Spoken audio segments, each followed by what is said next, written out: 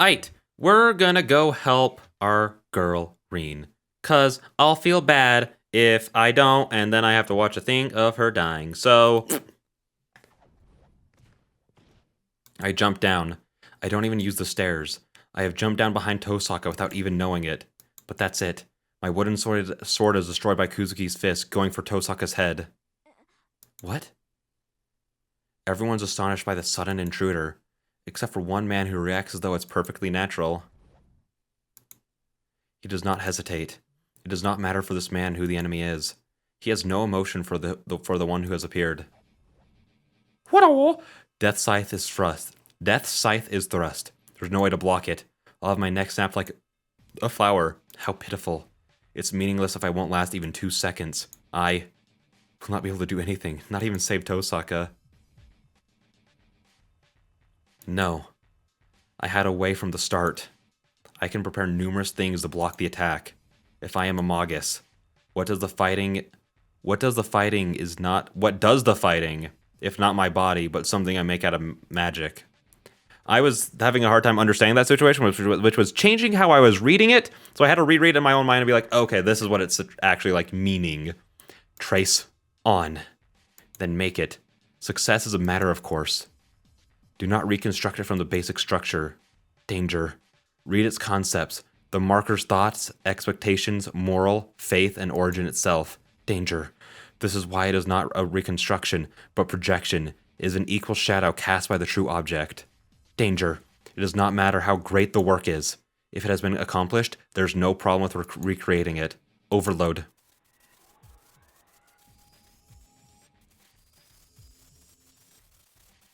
But there's another problem. Yes, the problem is that the unit cannot keep up with the function. My body is burning. Every cell in me catches fire. My nerves let out agonizing cries. My retina cracks and dries, and my heartbeat disappears. I ignore the body's orders to stop. The concept of creation, the basic structure, the composition material, the skill of its making, the experience of its growth, the accumulated years. I skip it all and make up Kansho and Bakuya. My whole body is burning. Using projection now means dying. Emiya Shiro's body cannot handle such magic. My head ignores it, and therefore my body will die. But that cannot be a problem. No, it cannot be. I will die if I reproduce swords. I will die if I reproduce swords? Of course not. This body is a magic circuit specialized for this purpose alone. I have been saved by swords, and I have lived with swords. I do not know about others, but it is impossible for me to destroy myself by reproducing swords. Ha! I repel it. The same weapons are in my hands, and my enemy is the same. Kansho and Bakuya are in my hands. The reproduced noble phantasm of Archer has repelled Kuzuki's fists once again. It stops right there. Kuzuki must have figured out this would turn out like last time, as he takes a step back. My lungs explode. The breath I've been holding escapes my mouth in a rush. I don't feel my left shoulder. The wound has completely opened, and the blood stains not only my bandage, but my shirt as well. It's not damage brought on by using the projection magic. 2 attacks. I only repelled Kuzuki's attacks twice, and my shoulder got destroyed. I bet my shoulder would have been dislocated with one more attack, and my arm would have been ripped off. But I can't show that. I ready my twin swords and protect Tosaka's back, and Tosaka is... You idiot! Why are you here? She has stopped and is complaining to me. I'm relieved. My choice wasn't wrong.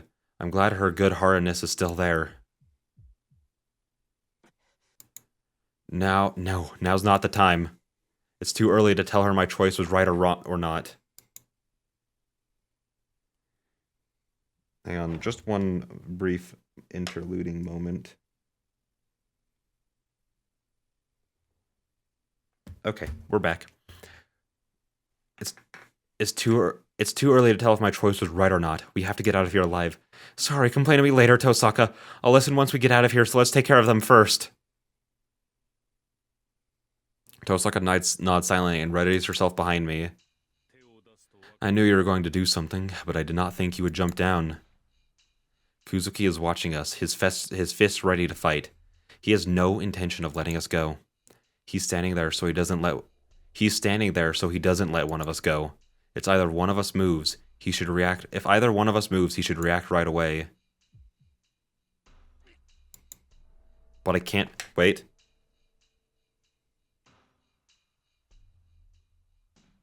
I love that my mic has a mute button so that when I need to sneeze, I can just hit it and then no one hears anything horrible. I love it. But I can't be taking my time. The wound on my shoulder is getting worse by the second. My concentration fades as more blood is lost. My body won't last long to start with. If we are to run, we should do so as fast as possible. But we can't run away that easily. Kuzuki will react if I move. When that happens, Tosaka will be the first one to die. I have to defeat Kuzuki to let Tosaka go, but I don't have the power to beat Kuzuki, and he's not our only enemy. Behind Kuzuki are Caster and the Betrayer Archer.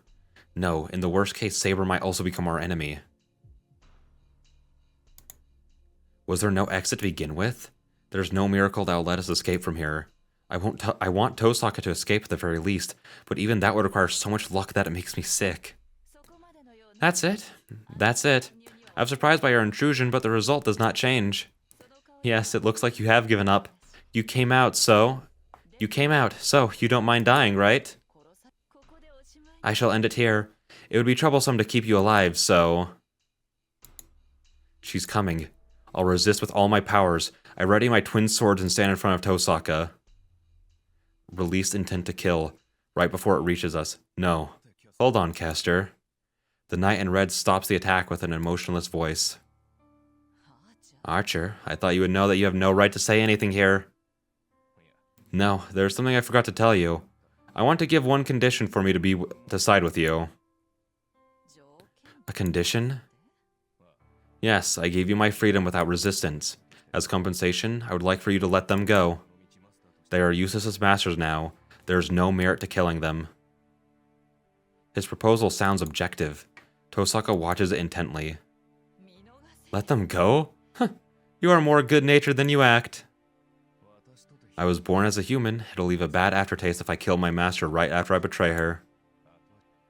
Oh, you are a traitor, but you say such a thing in front of the one you betrayed.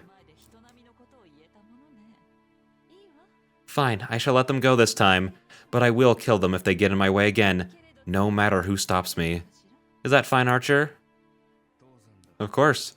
If they are stupid enough to continue fighting in this situation, they deserve to die.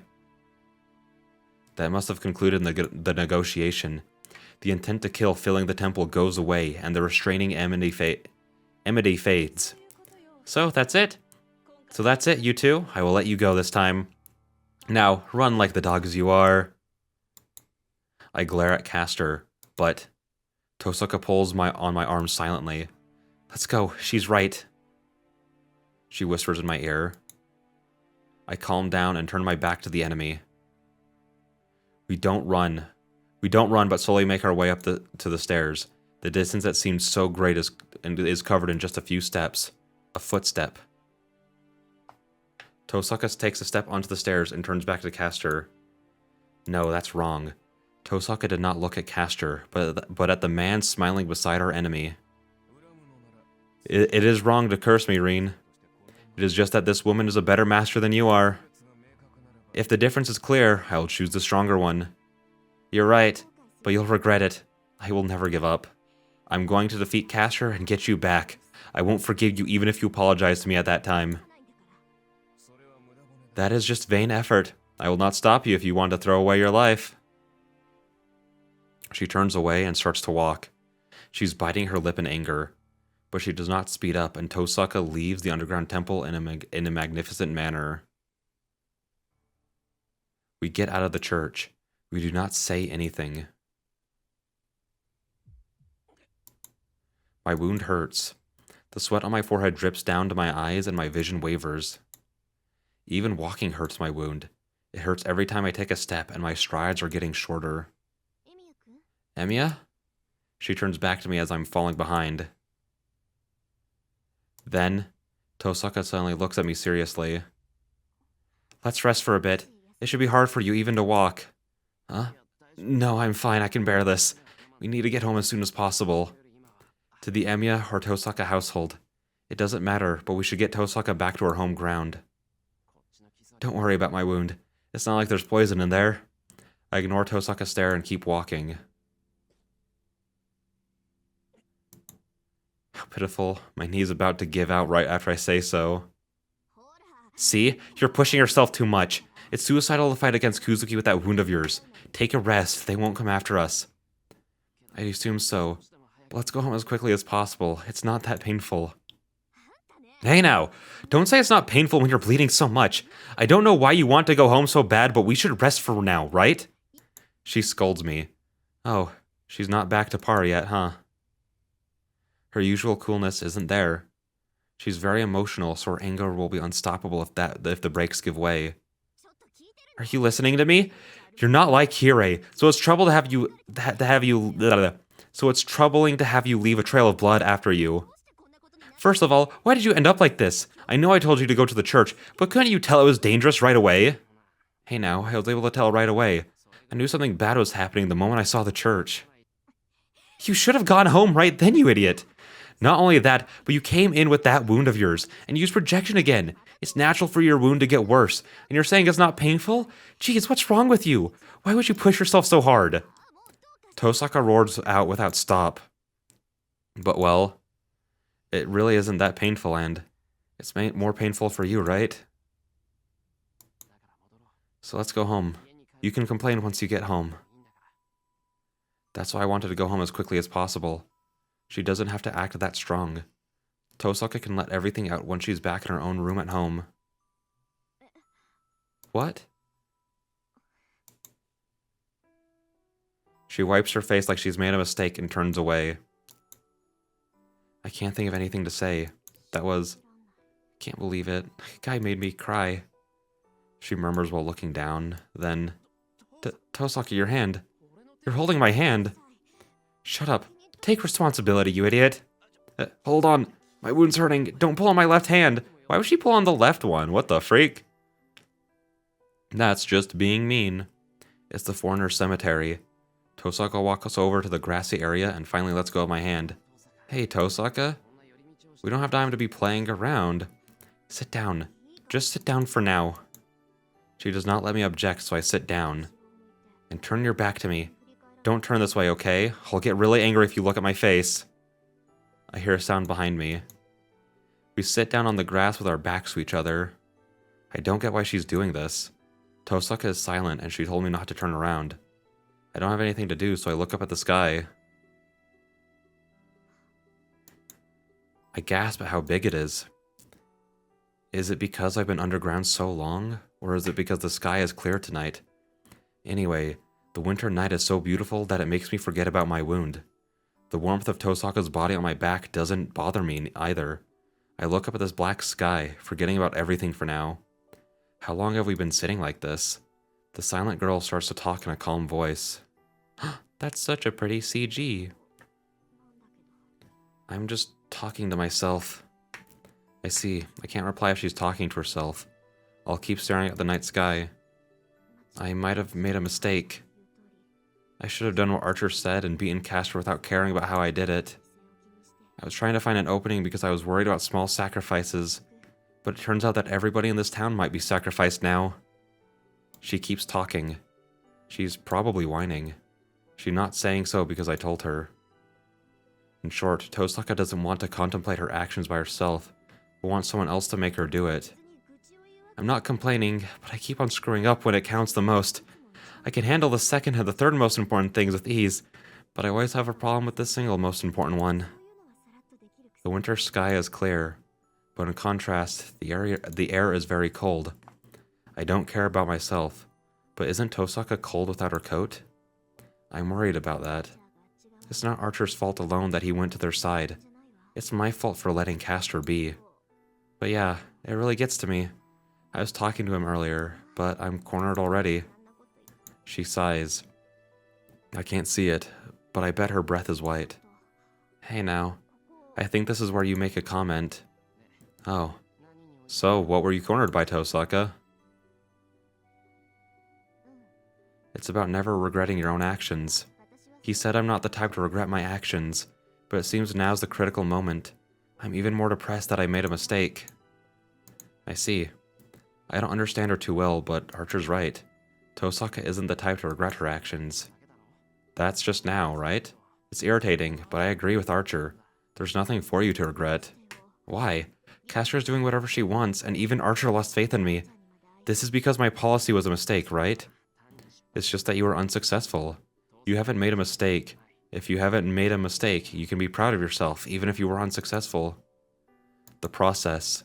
If you walk down the path that you believe is right, you cannot be wrong. At a time like this, most people realize that their path is a wrong one, but she's different. Her path should always be the one that she can be proud of. Yeah, to be honest, you've always shined. I won't regret my actions either. I believe what I've done is right, but it's full of stitches. I don't want to regret anything. I want to make all of the tragedies that happened into meaningful things by believing that my path is right. But you're different. You're the type to regret something then go back and retaliate. I'm deceiving myself with all the patchwork, but you go and completely destroy it with a straight face. You're breaking even. You're breaking even. Suddenly I got very congested out of nowhere. I swear that always happens right as I'm recording. You only get depressed once in a while, but what comes after is scary in your case. I think you'll go to the one that got you depressed and get them to be even more depressed.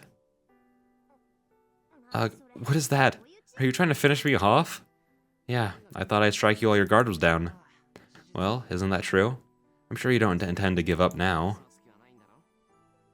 I look up at the night sky and say so as if talking to myself. Tosaka doesn't answer, but I think that she smiled, getting herself together.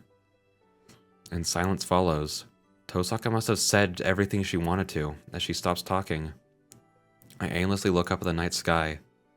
We should be going home, but neither one of us can stand up to break the moment, so it just keeps our backs to each other. Oh yeah. Why did you come help me, Shiro? I can't explain. There are many reasons. I think it'd be stupid to explain each one, so I say something I have to tell her. You remember this pendant, right? I show her the pendant. I hear her gasp behind me. I thought so. I bet she intended to keep this a secret, but she made a mistake again. Hey, where did you get that? I found it in your room. Oh, you might get surprised when you get home, but I'm sorry I tipped over your dresser. I turned the pendant behind my back. So what about it? Well, I have the exact same pendant at my house. I picked it up when I found it after being killed by Lancer. I casually hint about that night. Then, there's an identical one? Tosaka gasps as if she's heard something she shouldn't have. Huh? Did I say something strange? No, it's nothing. Why would that have been a reason to come help me? That pendant means nothing, right? Right. It's just a reason I made up afterwards. To confess, I've been admiring Tosaka Rin for a long time. And this is a problem, but I got to like you even more after I talked to you. So I didn't want you to die. I jumped down before I realized it. Hey now, don't say it so directly. You'll create misunderstandings if you talk without thinking. I won't create misunderstandings. I really do like you. I obstinately reply at once. It's not a lie, so there's no misunderstanding to be made. You idiot! That's why you jumped in suicidally, you big idiot? Tosaka keeps calling me an idiot. She's criticizing mercilessly, but I strangely don't feel bad. The night sky is beautiful, and I feel calm. And I'm really happy that Tosaka's back to normal. Alright, let's go home like you said. Here, give me your hand. It should be hard for you to stand up with that wound of yours. I grab her hand with my right. Tosaka pulls me up. Then we don't owe each other anything now. Let's not count today's incident. That would really help me out. I don't know what the pendant meant to Tosaka. I bet I would have felt more guilty towards Tosaka if I found out. Tosaka didn't want that, and said the incident offset one another. So Tosaka shouldn't feel bad about getting helped earlier. And we leave the foreigner cemetery. And on the way, thanks for helping me, Shiro. It really did help me out. Tosaka adds with embarrassment. We walked down the hill. When we're going back to our home ground where it's safe. When we're going back to our home ground where it's safe. Tosak heads for my house and not her house, as if it's natural to do so.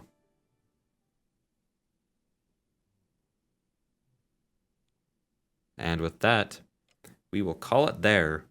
I will see all of you guys in the next one. Bye-bye.